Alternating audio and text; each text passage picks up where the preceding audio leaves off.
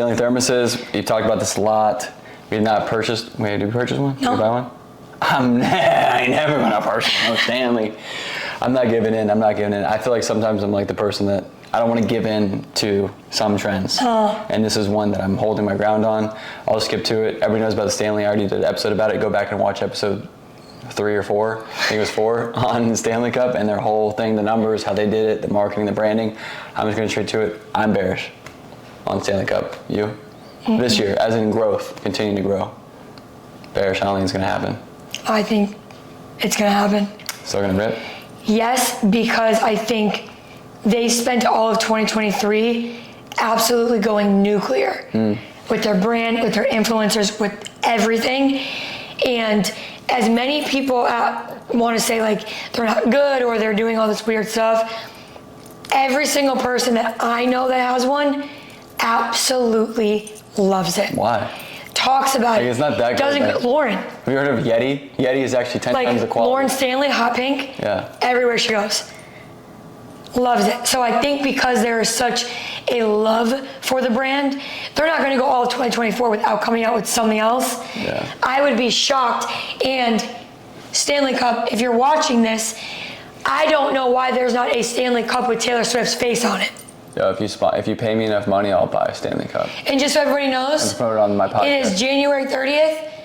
If Stanley Cup comes out with a cup with Taylor Swift's face on it, I want royalties. No. I just think there's such a big marketing move here. Cups with the number 87.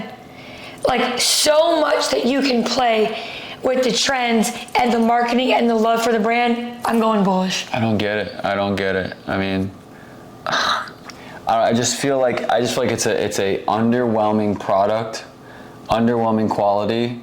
But I guess that's the beauty of. Look what you just said. That's the beauty of branding. You feel like marketing. What does the consumer feel like? I know, and it's literally not that good of a product. Like so many things. I mean, McDonald's is one of the worst products in the world. It's one of the most purchased products in the entire world. Yeah. So I mean, that is the beauty. You want to hear like marketing, branding, beauty is that your product can kind of suck and be underwhelming. You put some stupid bright colors on it, and you hire some people to talk about it, and then you plant a cup inside of a burnt car, and you do these marketing tactics. He has no confirmation if that was planted or not. Okay, we're talking about a plastic cup. There's some metal. It's not plastic. There's some metal inside. It was in a boiling car at 2,000 degrees Fahrenheit. Boiling. The car was completely. Yeah, but that's like saying every single person that ever got in a tragic accident died. They didn't. People, 1 in a million, very rare, but people survive cars blowing up, houses blowing up, things of that nature. So if the cup made it, it doesn't mean it was planted. It just doesn't make any, I don't know. But hey, I don't care whether it was good or whether it was planted and faked and staged or not. Genius, because I didn't think of it. I'm mad because I didn't think of it. I'm mad because I didn't do $750 million in revenue last year, and they did, and I didn't. I did $4 in revenue last year. They did $750 million. So yeah, that's why I'm upset. Whatever. Next. Whatever. I'm over. Okay, we're moving on. This one actually, I know we talked about subscription services, but this is just how the world is. Like everything is subscription. Everything is ads. It's insane. The world is just one big advertisement now. So Netflix, I didn't even know this actually. Netflix came out with a basic membership. I didn't even know it because we don't even know what we pay for because our credit cards just run off the fucking hinges. Netflix came out with, I think Netflix now is like $20. I don't even know what we pay for everything until like once a year. Guys, we literally don't know what we pay for Netflix. I could not tell you. Hey, it could be $80 a month and I would have no idea. You want to be more successful in life? Print out your credit card statements every single day, I guess, because we get $500 of freaking, subscriptions every month. We don't even know what's going on. Netflix came out with, this was late last year, came out with a basic membership that's only $6.99 a month, which I thought Netflix was like $10 now, but it's actually like $20. The $6.99 a month. I hope this is working, by the way. I didn't do a mic check on this. Basic membership with ads, $6.99 a month. I personally would not downgrade. I would pay the extra $10 a month to have no ads on Netflix because I feel like it's just the most use. I feel like it's the most go-to for us. I mean, we open Netflix almost every single day. And so I am I don't know, what do you think? I'm bearish on this basic membership. I think people don't give a rip, and they'll spend their last dollars to make sure they get the full Netflix. I think others like Peacock, people would deal with ads. Amazon Prime Video, people will deal with ads. I think Netflix is not the case. I'm bearish on growing this basic membership with ads of $6.99. I would agree. I think people would rather, if they're really broke or it's not in their budget or they don't want to pay for it, I think they'd go to their friend's house or have their friends log in as the full one before they pay for the Like our friends do to us. Hey, Netflix. Yo, can I get y'all's Netflix? Yo, me log in, bro. Thanks, Greg. Yeah, I think bearish on that too. Sorry, that was a Lil Dicky song reference, from Save That Money by Lil Dicky. Lil Dicky's going to be on the pod next week, so I just wanted to Throw that out there. tease that one. Next, have you ever heard of Drizzly? No. Drizzly is Uber's alcohol delivery service. So I guess back when Uber started offering like alcohol delivery, it was because they acquired Drizzly for $1.1 billion. But you've never heard of Drizzly. They're worth $1.1 billion apparently. What Uber bought them for? Bearish. Bearish, huh? I can go puff alcohol. I don't need Uber. Ooh. I don't know the last time I used Uber because I've been, in the last couple of years as we travel, I'm a Lyft guy. Yeah, I mean, especially if we're talking about like consumable delivery. Yeah. Even me, like I know a lot of people use Uber Eats, but I don't unless I literally have to. I'm door dashing or go puffing. Uber Eats is the last thing on my list, and especially because it's alcohol. I personally would never use it. I would go puff if I had to. We don't drink, so irrelevant. But I think something that kind of like goes off the hinges is, again, this is kind of like the makeup thing. Like, I think sometimes companies like this, like Uber and alcohol delivery, like you're getting into completely different sectors of audience of business. Do you feel like it's too wide? I think you're going too far. Yeah, Uber Eats is like fine, but now you're doing like only alcohol delivery. I think they're getting too far out where they're going to start losing more and more people, because also Morning Brew also said, look at the numbers of people consuming alcohol versus cannabis. Ooh, that's right.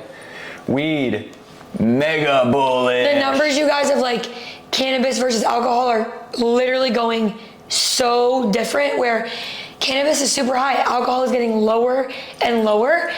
Not saying that's ever going to be like non-existent, it will always be existent, but I think just from that and it being Uber, I'm going to go bearish. Yeah, speaking of weed and the cannabis industry and investing in it, in college, some of my rich friends told me to invest everything I can into weed and cannabis industry. I had heard that a lot, but they're from rich kids that had 3 generations of doctors and lawyers and engineers, and I was just trying to figure out how I was going to pay for my groceries next week in college, so I didn't really do a whole lot of stock investing in college. But I definitely wish I would have taken my FAFSA federal loan grants that paid for my tuition. I wish I had actually just not paid the tuition and just put them into, weed stocks and cannabis companies in the industry, because it's absolutely exploding. It's wild. So I'm fairly proud of, and this is, I guess, a bias thing. I'm not supposed to be biased, and that's why we can't be real news people yet, because I share We'll say some wild stuff. Bias, and saying wild shit. Back to Drizzly and Uber's alcohol delivery service. I put it in like size 2 font over here, so you couldn't see it. But they're shutting down March 2024. Oh my God, I didn't see that. I know, I put on the show notes here, I put in like size 8 font so she couldn't see. But I was gonna forget, so I needed to put it there and remind myself that it was there, like hiding something from you. I did good. Yeah, Bearish. great. Yeah, no, it was actually a really good call. They're shutting down that service. So Uber acquired them for $1.1 billion, and $1 billion down the drain. But that's fine, because when you're Uber, you just have $84 billion to play around with, and just flip Test it out. and just flip tables and just piss people off and rip people off, and you don't care because you're Silicon Valley royalty and you can do whatever you want. Let's wrap this up here. We're getting towards the end. Oh man, not electric vehicles. I gotta do EVs. Electric vehicles, bullish or bearish? I don't really know much about them, but I'll just go bullish. No, there's not. I mean, there's not. Why? There's not necessarily. Explain yourself. There's not necessarily a correct answer. because obviously like no one can really know, no one can predict for sure, but the demand, the consumer behavior and the consumer response from EVs and the demand for it has severely decreased over the past 2 years. Wow. And, like, Tesla's down, they're all down, and all the other companies are struggling. And well, this is kind of a different conversation, a different debate, but the Chinese competitor of Tesla just took over like the market share of China, like from Tesla. So now Tesla just lost major market share in China, which was one of their biggest markets. Bearish. I'm super bearish on electric vehicles. I don't, especially when I think I was still not even sure how people would react, but when I found out that making electric vehicles costs just as much fuel or more, costs the same amount of fuel or more than just regular gasoline.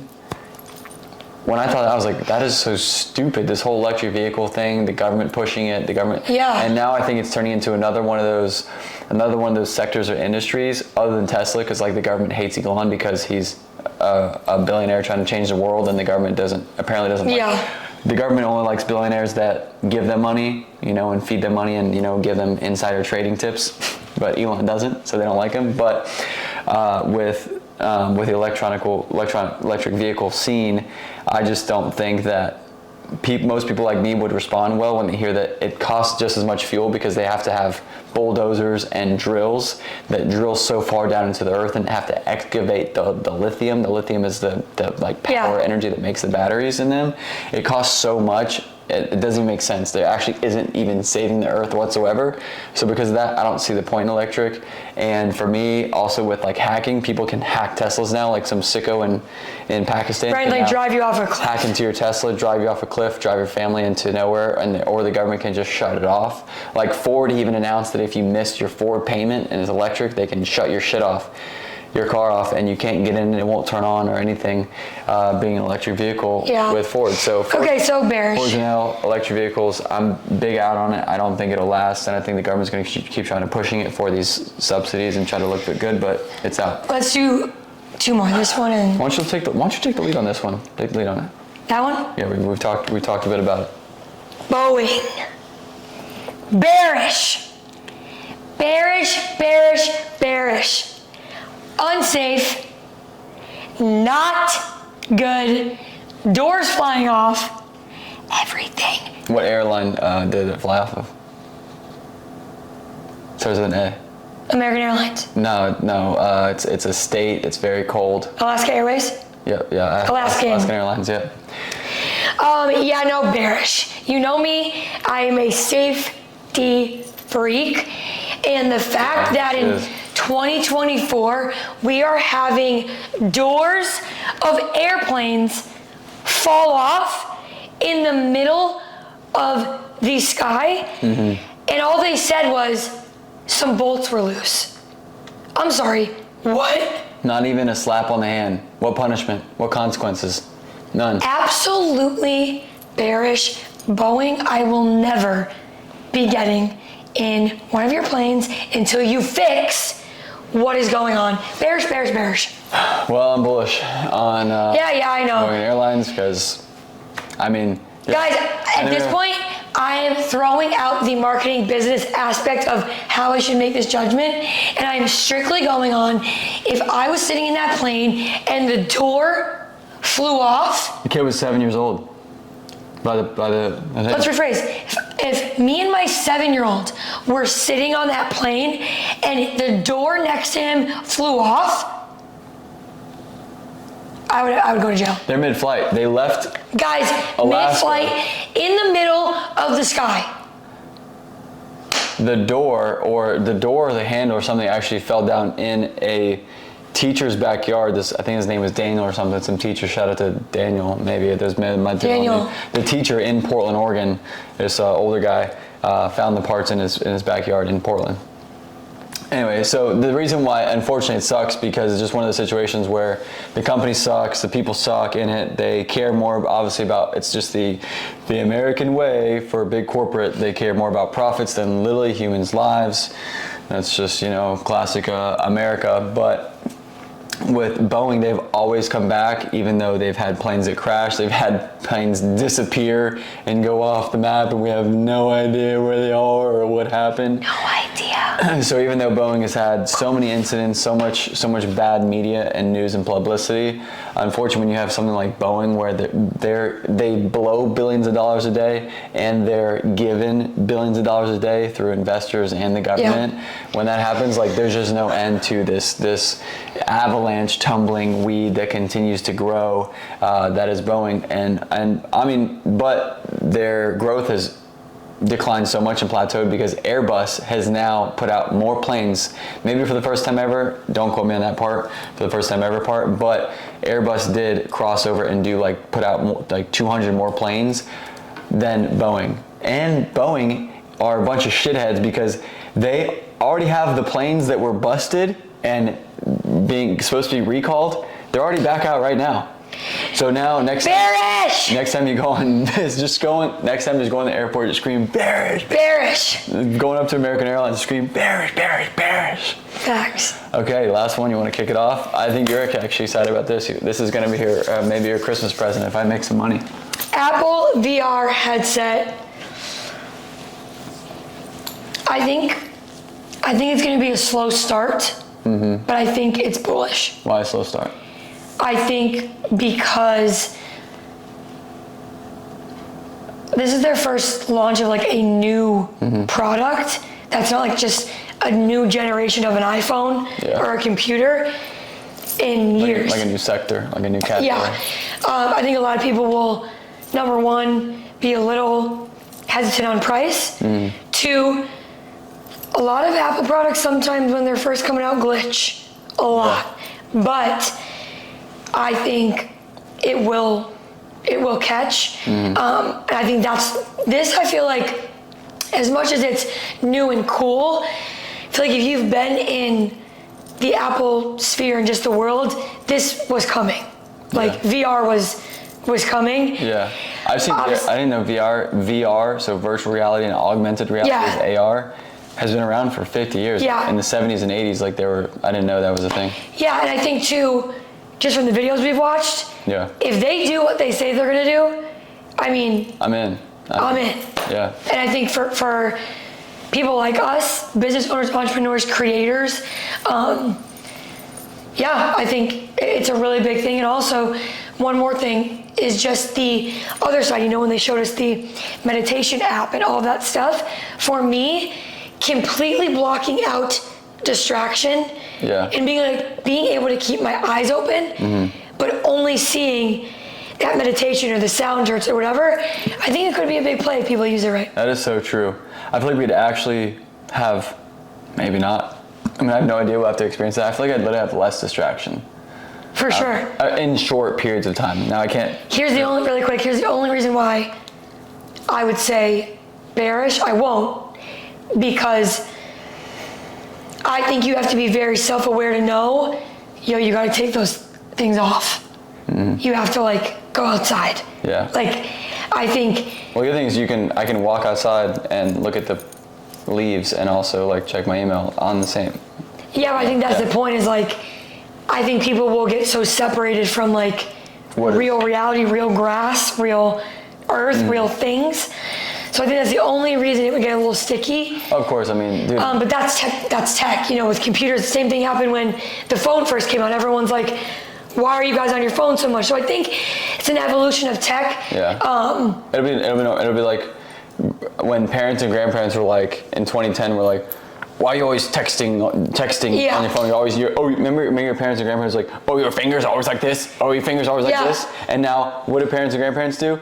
Parents and grandparents, most grandparents and grandparents are on Facebook more than their kids ever were. For sure. Ever were. I got in high school in 2010, at night, on your iPad or computer, you'd go on Facebook. Yeah. And now parents and grandparents don't even work at their job. They're sitting there, scrolling. Then the same thing will happen, just like everything else. Are you bullish or bearish? Very, very bullish on Apple VR headsets. I'm also, at the same time, I'm curious. I don't know about I've never had the Meta product. I've never tried it. I don't know. I've never even looked at a video of it. But Meta has already had VR headsets out that are similar in feature, but obviously not high of quality. But at the same time, if you want the experience, like if Apple comes out with these, and be like, wow, that's cool, but I don't want to pay $3,500 for one set of them. I think that they would also opt to, I think that it'll actually increase the sales. Come on, Gary, come on, give me a Gary Vee moment or something. I think it'll actually increase the sales of Facebook's VR headset goggles, because people will become more aware of it because Apple's out. Because like Meta's goggles are out, have been out, but not many people are talking about. I think when Apple VR headsets come out, I think they'll have sales, because I mean Rolls Royces start at $500,000 now, and they sell out every day. Obviously, someone's probably gonna say, "Oh, shitty comparison" or whatever. I get it, but I'm just saying that price of things don't really matter if they have the functionality, if the demand is there, if it's going to help people's lives. There's a lot more. There's 60 million millionaires today. 60 million millionaires. So I think they'll be just fine and make some sales. What about, like I was saying, I think it'll actually increase Facebook's goggle sales, because people will want the experience, but they'll settle for 50% of the experience for 1/4 of the price. what do you think about this? What do you think it will do to artists? Artists, like music artists? Mm-hmm. Because if they're saying it's as real as it should be, I mean, I can watch Taylor Swift from my couch and I can literally feel like I'm front row. Everyone gets to be front row. Yeah, because you're literally like, you'll look to the left and you'll see Sarah's there and Jessica's there, right, and Haley's there, whatever. And so I'm interested to see. And it can shake. It has 3D sound. Yeah. It'll feel like you're rumbling in a stadium. So I'm interested to see how it will affect industries like that, because if I could buy a ticket for, again, 1/4 of the price, because I'm not physically there, but I can watch it. Go ahead. No, go ahead. No, finish it. But I can watch it like I'm front row. Yeah. I'm gonna do that. So I think it actually opens up a whole nother conversation, because that is where it's going. That it will be a VR headset, and you'll be watching the concert from there. The thing is that, right, let's say Taylor can fit Arrowhead Stadium, right? The Chiefs Stadium, let's say it can fit 100. It's called an easy number, 100,000. I know it's around there, give or take a couple. Let's say 100,000 people can like fit in that stadium and be live. You know, half of them are in the nosebleeds. So let's say you paid $800 for the nosebleeds at Taylor Swift, which I think what it was, probably around $800,000, $700,000 for nosebleeds with Taylor, and then like $10,000 for the floor. Those people in the nosebleeds that paid $800 could now possibly pay $100 at home with their VR headset, which seems like, oh my gosh, it's going to decrease the sales or lower the price per ticket. But now you can put however much the servers can handle. Now you can put 3 million people in that concert for $100. Right, so then that leads to my next question. If you could do one concert and max the capacity, is there a need for multiple concerts? I don't know. That's a good question. Well, proof, Snoop Dogg already did it. Snoop Dogg already had a virtual reality metaverse concert that he put on in 2020 or 2021. I don't know the analytics of that. I don't know the showing of that, whatever. I mean, that's so early that only a certain people were like on it in the metaverse, right, in the metaverse and doing AI and VR already a couple years ago. But it's already been out there, because the metaverse will then, I think that VR headsets, as they become lower cost, just like how computers, I mean, I know we think that computers are expensive today, but when a computer in 1994, in relevant to the dollar, was way more expensive in 1994 for a computer than it is today. Mm-hmm. So I think that over time the headsets and the VR will decrease in price, just like AI right now is really expensive. Once AI can then be lowered in cost, same thing with the virtual reality.